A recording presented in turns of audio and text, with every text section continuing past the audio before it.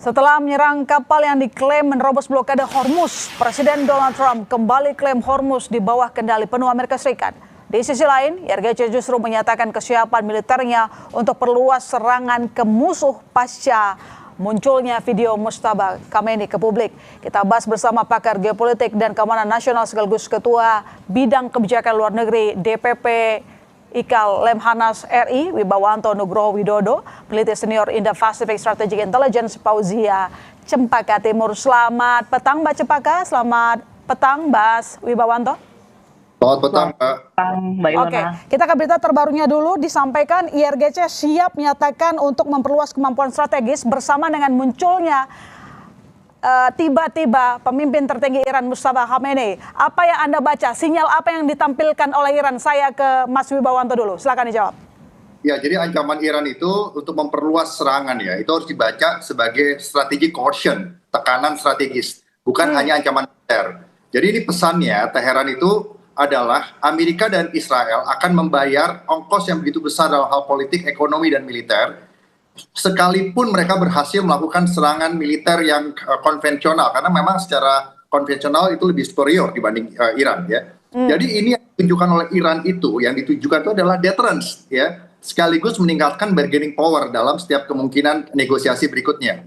Nah, tapi Iran itu juga mencegah terjadi regional konflik, tetapi Iran sekarang siap untuk melakukan eskalasi intensitas di dalam skop regional dan juga ekspansi geografis. Nah, kenapa ancaman ini serius, Mbak? Karena Iran ini mempunyai sejumlah yang namanya tuh pressure points ya. Ya, ini dapat mengubah konflik yang sifatnya bilateral antara urusan Amerika dengan Iran itu bisa menjadi konflik regional, dari Iran ke Israel, ke Gulf country, ke Irak, ke Laut Merah, ke Strait Hormuz ya, Selat Hormuz, dan juga ke pasar energi global. Jadi ini yang bermasalah tuh nanti akan global gitu. Harga minyak, shipping and maritime security, inflasi, rantai supply global, pasar keuangan, dan juga energi dunia. Dan di sini Hormuz ini menjadi begitu penting karena Hormuz ini menjadi transformer dari konflik militer ya, menjadi energy disruption atau gangguan energi, berimplikasi kepada economic shock dan akhirnya instabilitas global. Artinya sebelumnya kan Anda sempat mengatakan bahwa yang dilakukan oleh Amerika Serikat merupakan coercive diplomacy. Itu tidak berjalan sehingga diterima oleh Iran, malah ditantang balik oleh Iran. Ya, bisa dibilang seperti itu. Makanya resiko terbesar adalah miskalkulasi. Oke. Ya, menimbulkan retaliasi, menimbulkan counter retaliasi, menimbulkan wider retaliasi atau retaliasi lebih besar secara geografis, dan terjebak dalam spiral eskalasi. Apakah Amerika dan Israel bisa mengalahkan Iran? Nah, poinnya adalah superioritas militer tidak secara otomatis dapat ditranslasikan menjadi kemenangan strategis. Mereka dapat saja menghancurkan beberapa target sasaran, baik di Iran dan juga di luar Iran, proksi-proksinya. Tapi yang lebih penting adalah konsekuensinya ini Amerika dan Israel, apakah bisa mengontrol, apakah bisa mencapai sasaran politik yang diharapkan. Nah, karena Iran juga harus dihitung masih mempunyai kedalaman strategis dalam pertahanan, kemampuan-kemampuan asimetris, rudal drone dan lain-lain, sehingga tujuan Iran itu bukan mengalahkan Israel dan Amerika secara militer, Mbak, tetapi menimbulkan kos kemenangan yang begitu besar bagi Amerika, bagi Israel, bagi negara-negara Gulf, ya, dan juga bagi kepentingan global gitu. Baik, saya coba ke Mbak Cempaka. Mbak Cempaka, apakah Anda juga melihat hal yang sama bahwa di sini Amerika Serikat miskalkulasi sehingga akhirnya coercive diplomasi yang disampaikan oleh Amerika Serikat disambut oleh Iran dengan pemilihan dua pemimpin, lalu kemudian munculnya pimpinan tertinggi Iran? Mbak Ilona, jadi kita melihat bagaimana saat ini yang terjadi ini fase kedua yang lepas dari periode sebelumnya begitu ya. Jadi periode serangan pertama di tanggal 7 Juli ini setidaknya dari tanggal 7 Juli 2026 hingga saat ini begitu ya, Amerika Serikat ini sudah mengancam melakukan serangan penuh sebanyak 4 kali. Dan kalau tadi ditanyakan apakah bagaimana statement yang dikeluarkan oleh IRGC sendiri sudah terhitung setidaknya beberapa laporan mengeluarkan informasi bahwa IRGC sendiri sudah mengeluarkan statement yang sifatnya eskalasi, ancaman terhadap eskalasi militer yang bertahap ini setidaknya 5 kali. Jadi sebenarnya kalau dilihat memang sifatnya TikTok atau yang jelas begitu ya, tit for tat yang jelas antara memang Amerika Serikat dan Iran begitu. Nah, tetapi memang kalau kita lihat strategi Iran sendiri pun sebenarnya agak berubah sejak periode yang lalu begitu. Saat ini terutama karena memang strategi Amerika juga berubah. Pertama kita lihat bagaimana Amerika Serikat misalnya melibatkan Arab Saudi dalam salah satu serangannya beberapa waktu yang lalu, dan salah satu narasi yang diangkat oleh Iran adalah dalam menanggapi hal ini adalah tadi disampaikan terkait dengan regional escalation begitu ya, eskalasi yang sifatnya regional, dan bagaimana statement yang dikeluarkan oleh Iran adalah misalnya pada tanggal 26 Juli 2026 adalah ketika Amerika Serikat justru menyeret Arab ke perang yang tidak perlu. Jadi ini sebenarnya kita sudah lihat bagaimana statement-statement yang keluar ini, resiko yang paling tinggi adalah bagaimana meluasnya perang ini secara geografis begitu, di mana tentu saja Yordania hingga negara-negara Teluk. Namun juga kita lihat saat ini dampak yang paling strategis atau bahkan adalah ketika serangan dilakukan oleh di Bab el Mandeb oleh Houthi gitu ya, dan selama ini meskipun Houthi sendiri sudah melakukan blokade pada beberapa, maksud saya melakukan blok kepada kapal Israel dan juga kapal Arab Saudi pada periode yang saat ini begitu ya, dan kita lihat salah satu dampak yang cukup signifikan adalah bagaimana akhirnya mengorbankan atau ada korban jiwa. Nah ini yang sebenarnya miskalkulasi yang tadi disampaikan oleh Mas Wibawanto begitu. Miskalkulasi ini yang ketika tidak dapat deeskalasi begitu ya, baik oleh Iran dan Amerika Serikat, meskipun kita lagi-lagi melihat bagaimana apalagi saat ini Amerika Serikat menyerang atau melakukan serangan terhadap kapal Oman, tentu kita lihat bagaimana sebenarnya ini juga di belakang layar ada perdamaian yang saat ini sedang dicoba untuk konteks Selat Hormuz, dan hampir mencapai titik yang cukup signifikan di sisi substantif begitu. Nah, dalam konteks ini saya lihat sebenarnya ada pressure deterrence yang juga ingin disampaikan oleh Amerika Serikat terhadap Oman. Di sisi lain, pressure yang disampaikan melalui Houthi tadi mendapatkan miskalkulasi yang sampai merenggut korban jiwa, dan ini tentu kalau meningkat maka akan semakin berbahaya di level regional, Mbak Ilona. Oke, jadi Anda apakah sepakat atau tidak dengan pernyataan Mas Wibawanto barusan bahwa respon Iran ini tidak bisa kita anggap enteng, ada hal serius? Benarkah akan ada potensi perang yang lebih besar? Nanti dijawab kami kembali saudara, tetap di Kompas Petang. Ya, saya ke Mbak Cempaka, tapi ini dijawab singkat saja. Pertanyaan saya menggantung tadi. Jadi menurut Anda dengan kemunculan Mustafa Khamenei, kemudian ada 2 jenderal baru yang dipilih, apakah merupakan sebuah bentuk yang tidak bisa disepelekan oleh Amerika Serikat maupun dunia? Tentu Mbak, karena memang kita tahu bahwa taktik asimetris dari Iran ini punya satu aspek, yaitu aspek kejutan. Nah ini kejutan ini kita tidak bisa mengantisipasi eskalasi yang sifatnya vertikal begitu ya, yaitu peningkatan lebih tinggi gitu ya kekuatan militer, tapi justru beberapa hal yang harus diwaspadai adalah justru aspek-aspek yang sifatnya kejutan, Mbak Ilona. Oke, baik, saya ke Mas Wibawanto, tapi kan kita melihat bahwa di sisi yang lain Presiden Iran Pezeshkian lebih cenderung mengutamakan negosiasi, bukan yang Anda lihat?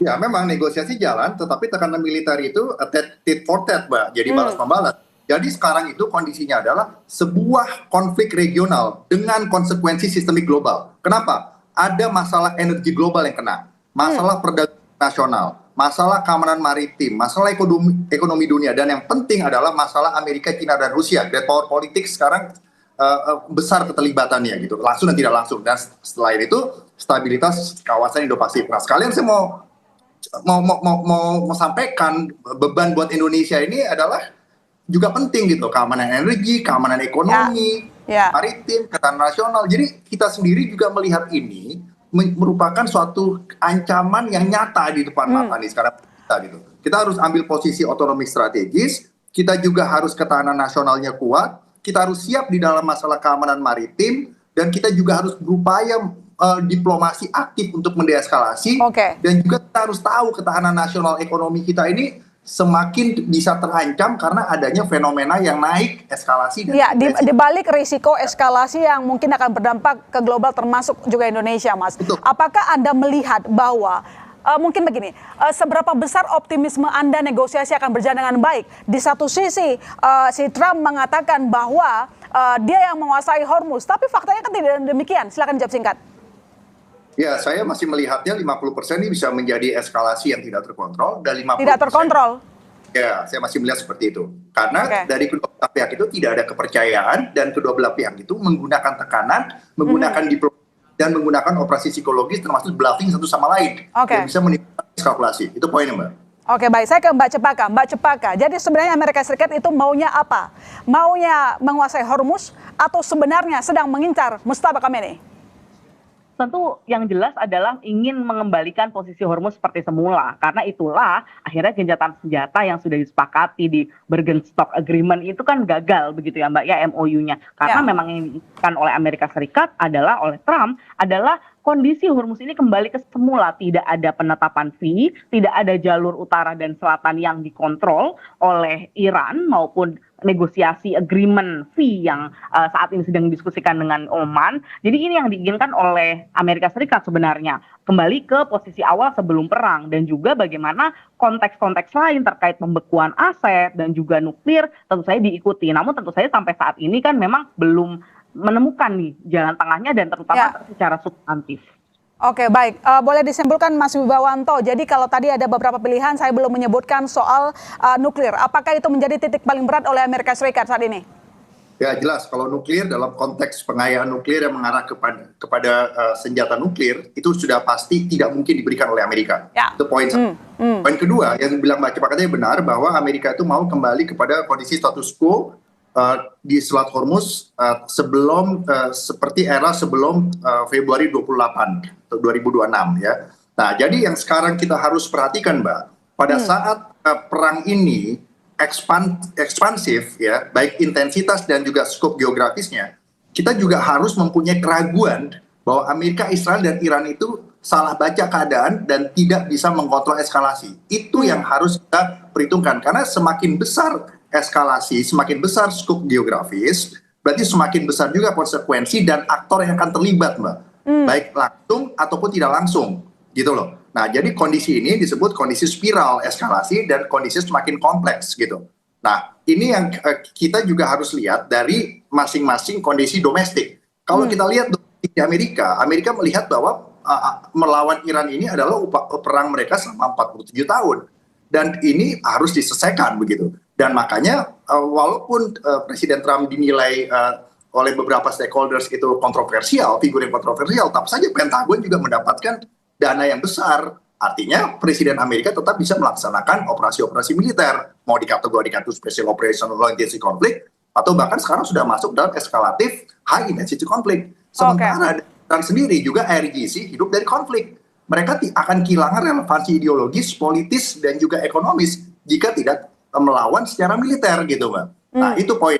Nah, sementara negara-negara di Gulf Country Council, walaupun ada fakta baru, fakta itu bukan fakta NATO yang sudah mempunyai soliditas yang kuat. Jadi mereka juga dalam posisi sekarang hanya menjadi penyeimbang yang pragmatis. Dan kalau Iran sampai melakukan eskalasi, ini yang dirusak ini, yang akan rusak ini juga adalah infrastruktur ekonomi di kawasan gitu loh, Mbak. Baik itu infrastruktur energi, infrastruktur ekonomi, dan juga infrastruktur sipil lainnya di negara lain selain Iran, Amerika dan Israel tentunya gitu. Nah, ini secara tidak langsung akan menarik great power lainnya, baik itu juga nggak hanya NATO pasti terbawa untuk some extent, Rusia dan Cina itu juga pasti akan terbawa, Mbak. Rusia dan China itu tidak mau Iran punya nuklir juga, tetapi Rusia dan Cina itu tidak mau kepentingan mereka di Timur Tengah itu juga terganggu. Nah, kepentingan mereka di Timur Tengah itu adalah mereka punya pengaruh yang cukup kuat untuk membangun kekuatan mereka. Amerika juga bisa terdistract, tetapi bukan berarti Iran punya senjata nuklir gitu. Oke, baik. Coba saya ke Mbak Cepaka, tolong dijawab singkat saja. Jadi lantas bagaimana kira-kira respon dari negara sekutu melihat ini adalah ada ancaman yang nyata dari Iran? Negara sekutu Amerika ya? Ya, tentu saat ini yang paling menurut saya tentu Israel sendiri gitu ya. Jadi Israel sendiri kemarin kita sudah lihat bagaimana saat ini mereka sedang melakukan apa yang disebut dengan deterrence gitu ya. Deterrence, tekanan deterrence dilakukan melalui latihan-latihan maritim yang dilakukan di Laut Merah begitu. Yang intinya mereka saat ini menunjukkan bahwa mereka tetap siap begitu kan untuk tetap terlibat dengan Amerika Serikat, apalagi ketika Amerika memutuskan untuk melakukan serangan yang eskalatif tadi, maka dia akan siap begitu dengan menunjukkan hal itu. Namun hal ini kita harus lihat bagaimana Iran sendiri masih sangat terukur dalam melakukan serangannya. Sampai saat ini Israel belum dilakukan serangan yang sifatnya langsung begitu. Dan berbeda dengan periode di Februari hingga Juni lalu, Mbak Ilona. Baik, terima kasih Mbak Cempaka, terima kasih Mas Wibawanto telah bergabung di Kompas Petang. Terima kasih. Saudara sorotan lain di Kompas Petang, rapat koordinasi